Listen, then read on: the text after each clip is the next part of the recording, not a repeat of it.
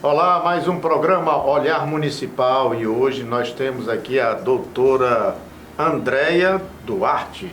A Andréia Duarte, ela vai nos falar hoje, nos dar uma aula da nova lei de licitação e também de como se fazer esses contratos. Fábio?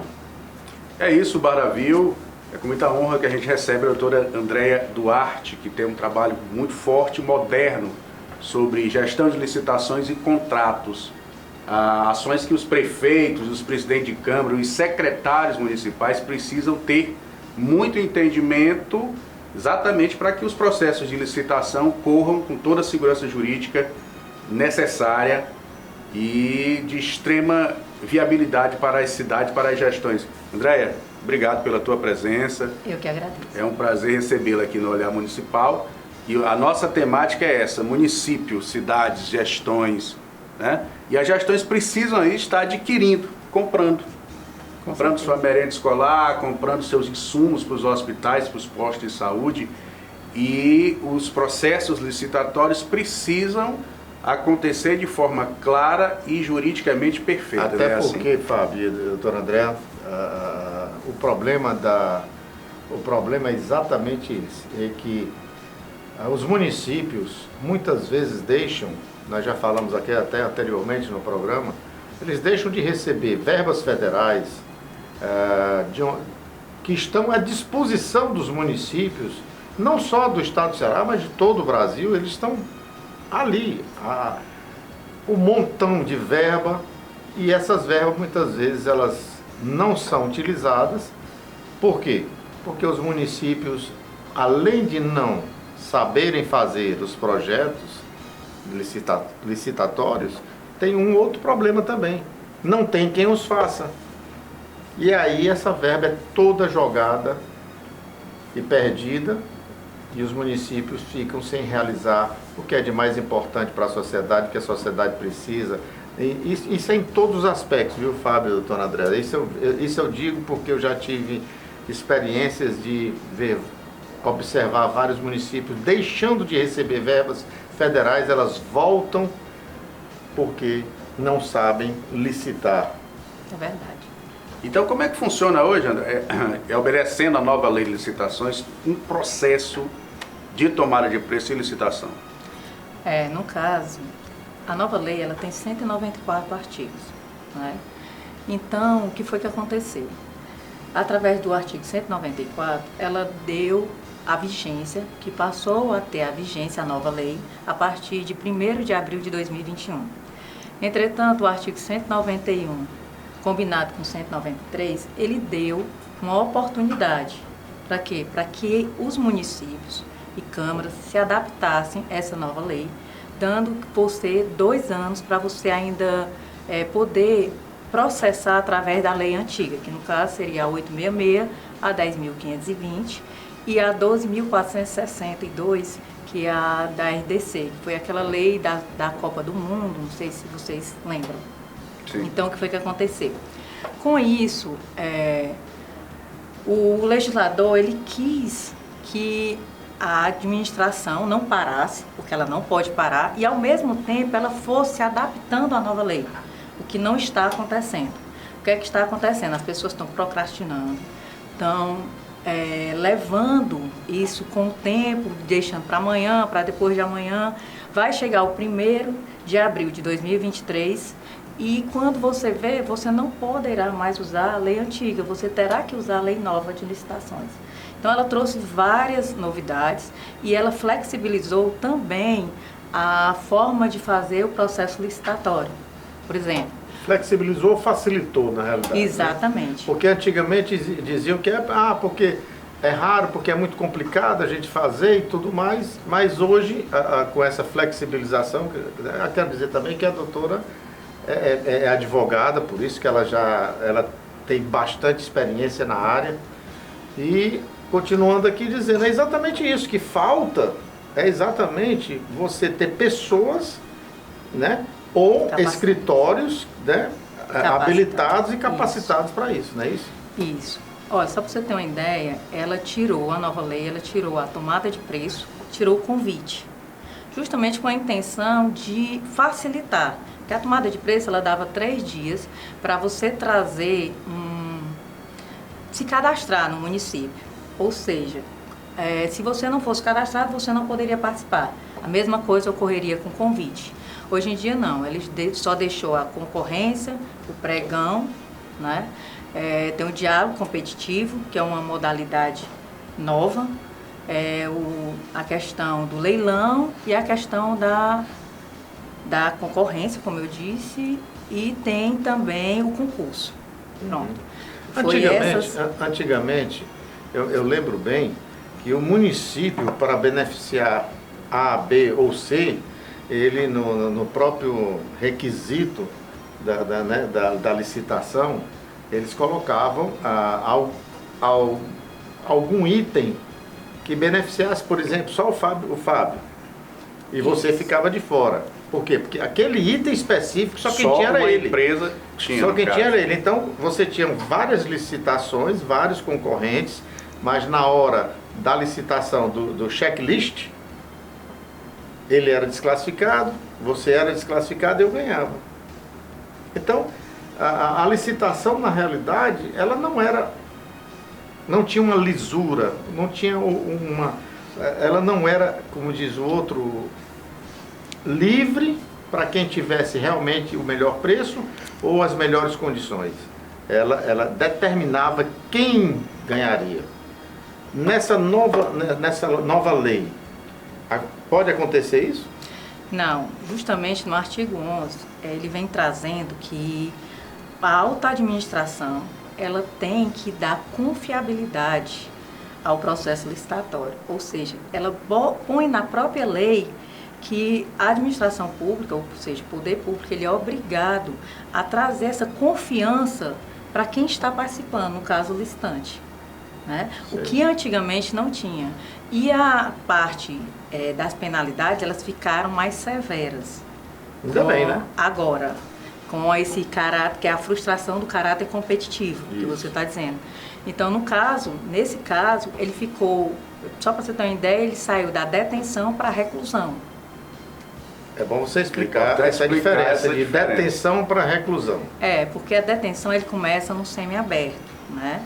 Já a reclusão, ela já começa o regime fechado. Que seria o regime fechado? Você ficar preso. Acaba preso. Não tem direito a sair, a saidinha, tornozeleira, tá? Aí são os gestores públicos e os ordenadores de despesa, não é? Exatamente. Como é que quem funciona ordena isso? E também a comissão e o pregoeiro. E a comissão pregoeiro. Ou seja, todo esse corpo técnico, ordenador de serviço, pode sofrer essas penalidades agora mais severas, agora mais duras, para quem fraudar uma licitação. Exatamente. E outros itens. O que caracteriza hoje, doutora Andréia, uma licitação fraudada? Vamos supor, no caso da contratação direta e legal, que é as famosas dispensas. A dispensa, ela não é ilegal, ela é totalmente legal, só que você tem que fazer de uma forma que você dê oportunidade a outras pessoas. Como é que ocorre atualmente? Você chama uma pessoa e só aquela pode participar. Com a lei nova, você tem que publicar 3 dias antes, são 3 dias úteis antes, que vai ficar ali no portal da licitação, que é o www.pncp, que no caso .gov.br, que vai ficar todas as licitações ali publicadas, obrigatoriamente. Mas isso dos municípios, independente. Independente, de serviço. A nível nacional, a nível nacional, que é para qualquer bem claro, porque a pessoa pode pensar que é só a nível estadual. Não, é a licitação nacional. Que a lei é nacional. E então, qualquer pessoa pode participar daquela dispensa. Entendeu? O que hoje não ocorre isso. Você chama a pessoa, aí você faz o processo ali e não tem publicação, você só publica depois da contratação. Quer dizer que hoje não tem mais aquele teto, porque antigamente tinha um teto de 8 era 9 mil reais. Tem. E não precisaria tem. De acordo com o artigo 75, inciso 1 e 2, o que é que acontece? Da nova lei? Da nova lei de licitação. Ele botou 100 mil reais para obras e serviços de engenharia e complementou com a manutenção de veículos automotores. Ele entrou nesses R$100 mil. Mas isso para contratação sem processo licitatório. Até R$100 mil, qualquer até tipo R$100 de mil. licitação? No Nesses caso, casos, obras, né? serviços de engenharia e manutenção de veículo automotivo. No caso de serviços comuns e fornecimento, R$50 mil. Só que a partir de 1º de janeiro... Publicidade, isso aí. Comunicação. Também, comunicação, tudo. R$50 mil. O teto Sem- 50 mil. sem 50 mil. licitação. Sem licitação. Só que a partir de 1º de janeiro de 2022, teve um acréscimo. Então já está em mais de 108 mil para obras, serviços de engenharia e manutenção de veículos automotores e mais de 54 mil para serviços e fornecimento. Olha só os detalhes importantes, né? Você não sabia disso, né, Eu não Fábio? sabia. Eu E também não. provavelmente alguns gestores, ordenadores de serviços dos municípios, não sabiam desses detalhes, desses aumentos. Bastante, né? E Aí, sem- interessante. E sem falar que todo ano vai ocorrer essa atualização. Então, todo Esse 1º reajuste, de né? janeiro vai ocorrer essa atualização, não vai ficar fixo. Anteriormente, era um valor fixo. A lei previa aquele valor, aí ficava. Que antes era Caducava, 8 mil, como diz o outro, né? Ficava caducando, 17.600. aliando. Que passou 8 mil, que passou para 17.600. E para obras e serviços de engenharia foi 33 mil que ele passou. Hoje em dia já teve um valor bem elevado. Já dá para fazer alguma coisa, 108 né? mil. Com essa nova lei de licitação, quais os mecanismos os gestores, ordenadores de despesa precisam entender? As suas comissões precisam ter conhecimento de prazo? Qual é o prazo? Quando se publica, não é? Não tem que publicar edital. Como é essa burocracia, essa metodologia, doutor? A publicação ela vai ser praticamente a mesma, né? Que é o que ocorre hoje em dia. O que mudou em termo foi a parte do recurso, que anteriormente, por exemplo, na concorrência eu abri um recurso para habilitação e depois aí passavam 5 dias e eu abria as propostas e tinha mais 5 dias úteis para oferecer recurso. Hoje em dia não. Terminou o processo todo é que vai ter essa oportunidade do recurso. Ou seja, o licitante que se sentiu prejudicado, ele no final do processo, ele vai poder ofertar o recurso. Então, esses prazos para recursos Isso, são mais... Isso até para desburocratizar, porque Eu sei, o município perde. mas isso aí, quando ele entra com esse recurso, no caso, não vai prejudicar o processo? Não, porque é um direito que lhe assiste, né? Vamos supor, Sim, a questão do direito eu sei. a pessoa entrou se sentiu prejudicada, mas ao mesmo tempo ele ele viu que aquilo ali foi injusto.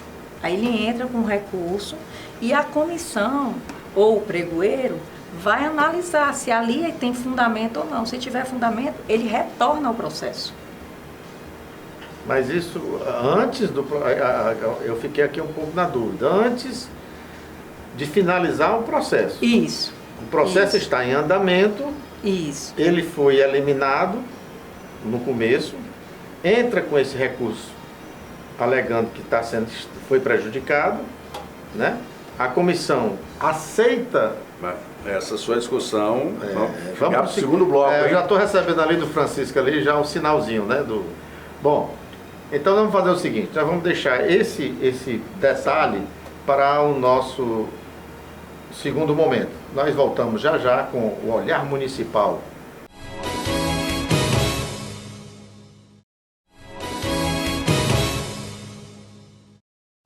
Voltamos com o segundo bloco do Olhar Municipal. Hoje um bate-papo com a doutora Andréa Duarte sobre licitações, contratos, a nova lei, o que mudou de uma lei para outra, os prazos, enfim.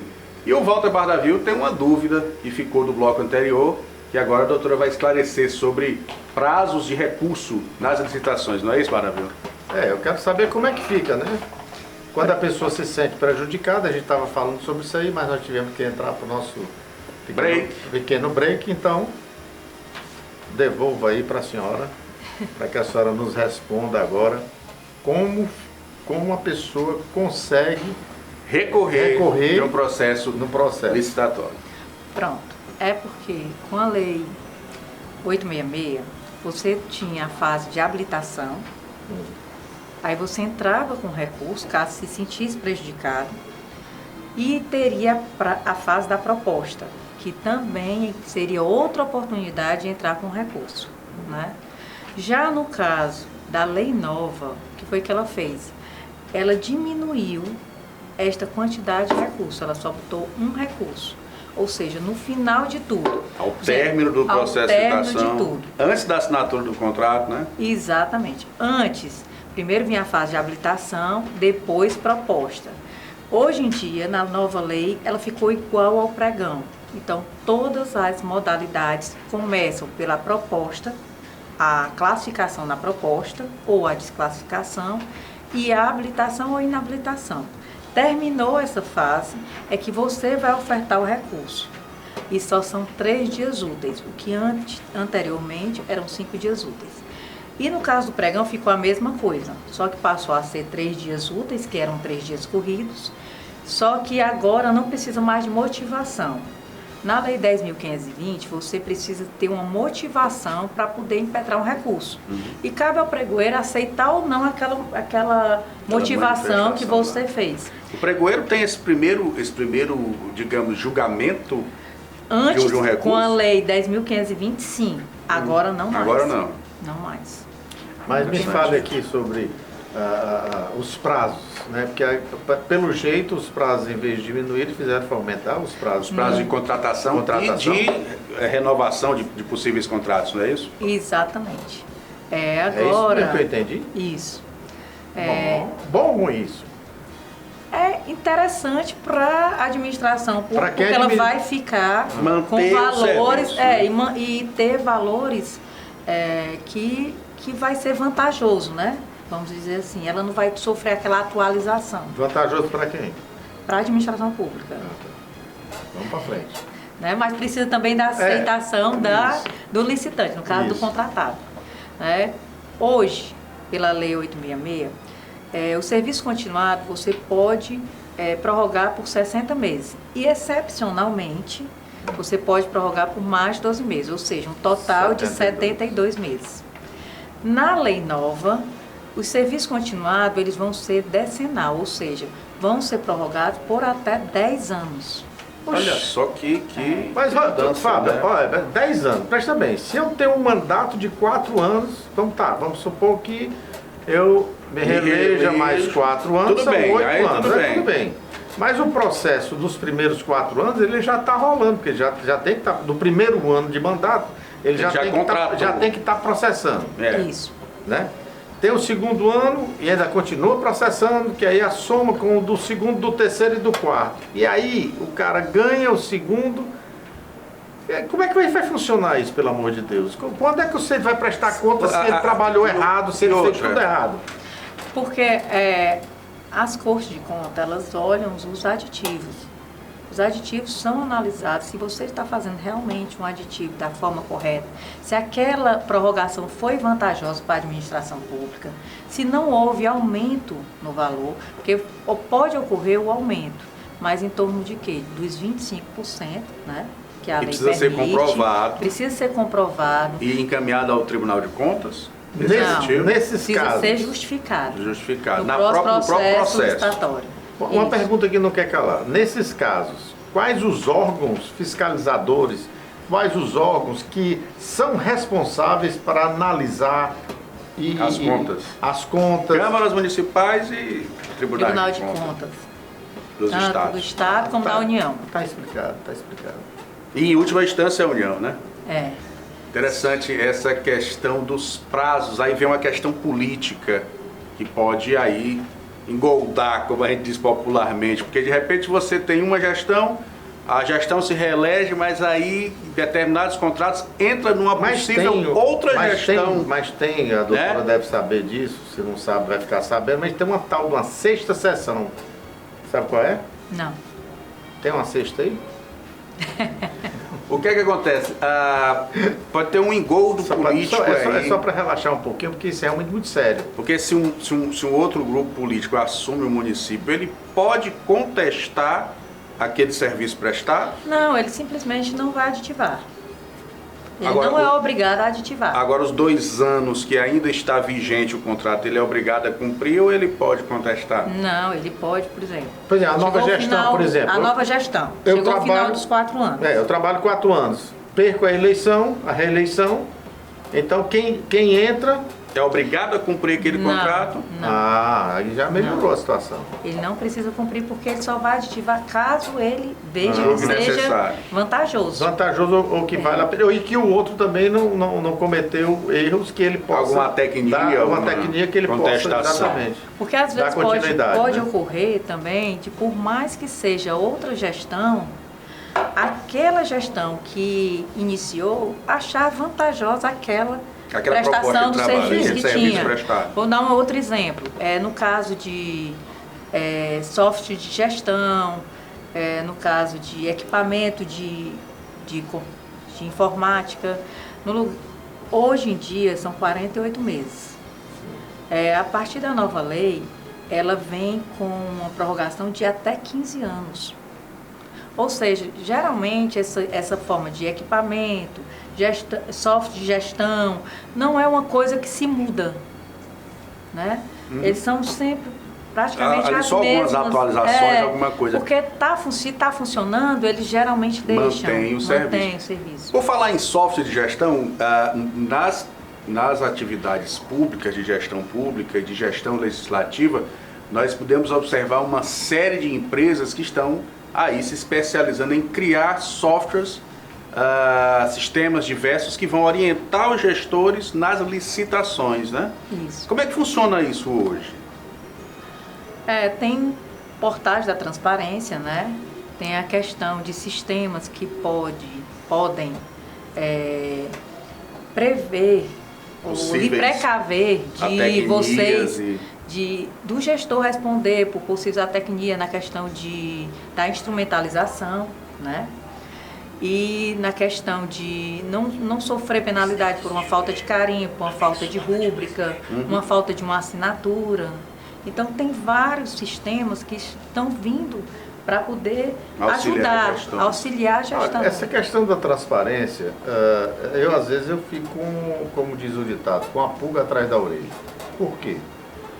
Porque quem fornece os dados é o próprio gestor, quer dizer, é o próprio sistema da prefeitura, de quem está conduzindo a gestão. Esses dados eles são baseados em orientações dos próprios tribunais, não é isso? Isso. Eles encaminham para as gestões as modalidades que precisam ser Eu sei disso, mas o que eu quero dizer atendidas. é o seguinte, eu posso muito bem colocar o que eu quiser no portal de transparência sem estar com devidamente corretas as informações. Ela pode estar maquiada. Isso que hoje existe as diligências, não é isso? Do próprio TCE.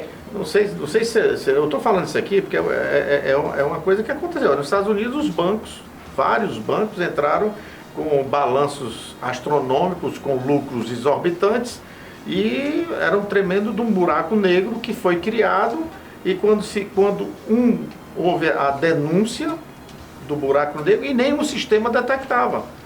Mas quando houve a denúncia, aí sim, muita cabeça rolou, né? Então é isso que eu quero dizer. Esse sistema, ele sendo fornecido pelo órgão, que eu acho que não seria a prefeitura, o órgão que manuseia que abastece ali o alimento, mas tem que devia ser o próprio órgão que recebe a documentação. Porque quando você recebe uma documentação, tá entendendo? O processo seria totalmente o inverso. Não seria eu, gestor, ou minha equipe, a alimentar o processo. Seria o inverso. O órgão fiscalizador é que geraria esse processo. Porque aí ficaria mais difícil você, né, entre aspas, criar dados, né, que beneficiasse, porque ele não vai botar dados que não beneficia ele, né? Então, eu acredito que pensando nisso, foi que veio também com a lei nova a obrigação do pregão eletrônico. Hoje existe o pregão presencial. Né? Que isso não vai mais passar a ter. A partir de 1º de abril de 2023, vai ser obrigatório o pregão eletrônico. Você pode até fazer o pregão presencial, mas você vai ter que filmar, você vai ter que explicar o porquê que foi feito o pregão como presencial. foi feito, como está sendo feito. Tem que fazer aquela cópia daquela filmagem, colocar no processo licitatório. Vamos supor que algum órgão fiscalizador veja que naquela filmagem ele viu que ocorreu algo que não era lícito, né? O que é que ele vai fazer? Ele vai penalizar. Então, não é mais interessante você fazer hipótese nenhum pregão Em outras presencial. palavras, vai ficar mais difícil, embora Isso. o brasileiro seja mestre em burlar. Fora que Mas- todas as licitações vão ser eletrônicas. A dispensa passa a ser eletrônica. Porque se você recebeu recurso federal ou transferência voluntária, que também é pode. recurso federal, né? Obrigatoriamente a dispensa deixa de ser essa dispensa que a gente conhece, que é feita, né, pela própria prefeitura ou pela própria Câmara, e passa a ser eletrônica, obrigatoriamente. Então, justamente para evitar essa burla. E como a gente já estava falando, a questão dos crimes também, eles vieram de uma forma que ele está explicando com clareza, de uma forma que ele explica até as infrações. As penalidades As infrações. As infrações e o tempo de cana, se for o caso, né? Doutora, o que é que um gestor público, o que é que um ordenador de despesa precisa conhecer, precisa entender para evitar essas penalidades?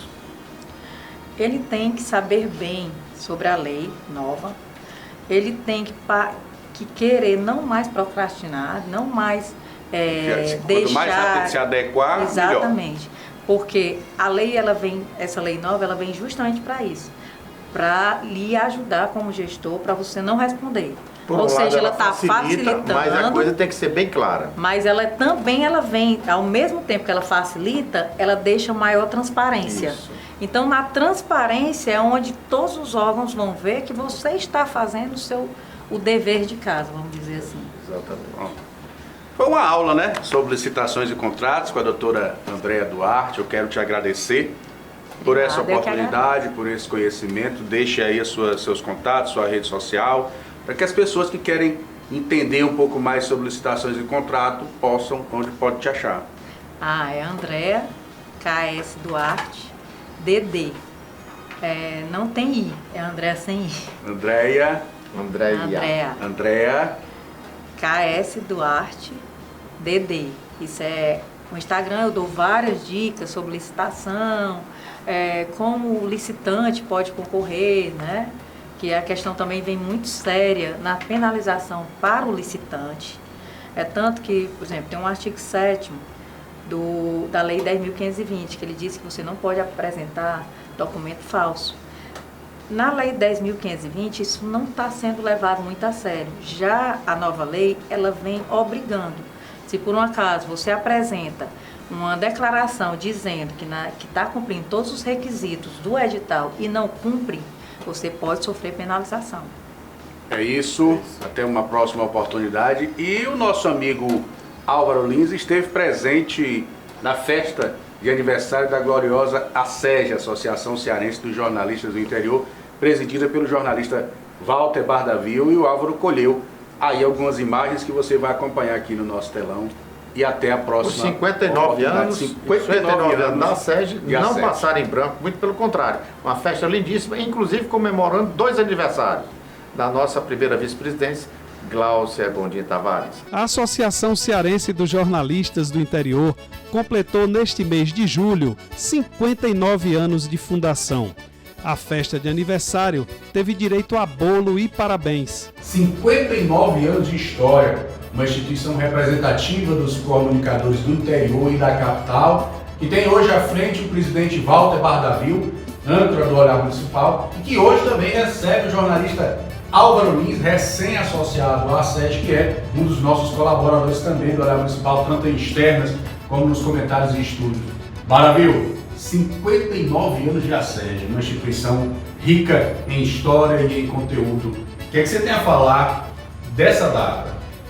Olha, falar de 59 anos é meio complicado, mas eu poderia começar dizendo e agradecendo a ideia de do Zé Gusmão Bastos, que foi o fundador da ASEG, com outros colegas jornalistas e correspondentes.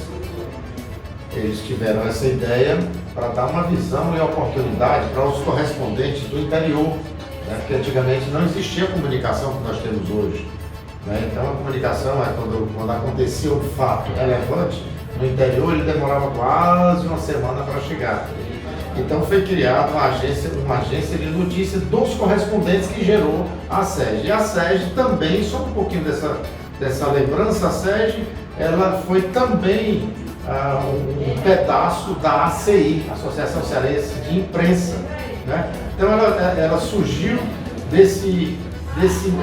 dessa lacuna que existia, né? E o Dr. Gusmão, que eu chamo ele com muito carinho de Gusmão, ele teve a lucidez e a expertise de criar a SEG, que na época e até hoje ela tem o respeito da população, tanto do interior como da população fortalezense da capital, porque na realidade a SEG, a sua sede, é aqui na capital, na Avenida Dom Manuel 423, mas o que é mais interessante é que muitas pessoas, quando se fala a SEG, Associação Cearense dos Jornalistas do Interior, ela pensa que é só do interior, mas ela é do estado do Ceará. E Fortaleza, capital, faz parte também da SEG, como a região metropolitana e todos os municípios que compõem o estado do Ceará. Eu faço parte de outras instituições e eu sei como é difícil, Walter, você manter uma instituição viva pela contribuição dos associados, as dificuldades que se enfrentam. Então, assim, 59 anos não é brincadeira. Então, tem que se respeitar e tem que se tirar o chapéu. Walter está chegando num momento, Walter Bardavil está chegando num momento em que a SEG passa por transformações. O que eu tenho que fazer é agradecer a você, ao Fábio Tajá, pela confiança, né, de fazer com que eu faça parte dessa instituição, desejar a você uma boa administração, você e o Fábio. Você tem um desafio muito grande, você está pegando uma instituição com muitos problemas financeiros, administrativos, de estrutura mesmo, e aí eu desejo para você, estou aqui, tá, para poder contribuir com a SEG, tentar aprender com a experiência, porque não é brincadeira, nós temos aqui os melhores jornalistas do estado do Ceará, estão aqui na SEG. Então, para mim, é um motivo de orgulho e eu tenho uma expectativa muito grande de aprender muito com vocês. E é por isso que eu estou aqui, para poder fortalecer a SEG. Bom, agora vamos ver algumas imagens aqui da nossa festa, você que assiste o Olhar Municipal. Os convidados, além de se confraternizarem, tiveram a oportunidade de conhecer um pouco mais da história da SEG. O evento contou ainda com um show de humor e Jacaré do Repente, que abrilhantou a festa com muita música. Parabéns à SEG pelos seus 59 anos. É isso aí, você que é jornalista, né, aqui de Fortaleza, da região metropolitana, do interior, e não é associado ainda, vem para cá conhecer a SEG, que a SEG é uma associação, né, que abrange aí várias áreas, vai ter muita novidade, né, é muito bacana. Tem que ser associado, vem para a SEG. Um abraço a todos, que Deus nos abençoe e até a próxima.